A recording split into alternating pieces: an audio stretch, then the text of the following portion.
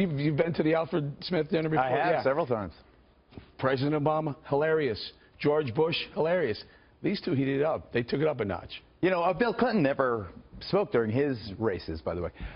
You know, you played the clip of the Trump rally in Ohio after you showed a couple of the jokes from the Alfred E. Smith dinner.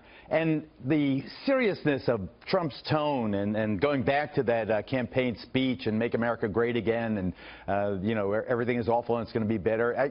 It was such a relief for them to be in a comedic setting where they were really trading, you know, I expected fully that they would be doing jabs and a little of this and a little of that. And they did have a couple of good jokes. I thought that Trump's joke about Melania making the exact same speech. Michelle Obama gets cheered. Melania comes next. She makes exactly the same speech, and she gets a hard time for the press. That was a brilliant joke because it was in the tradition of, you know, it's all about making fun about me. And I thought Hillary had a great joke also about the Statue of Liberty.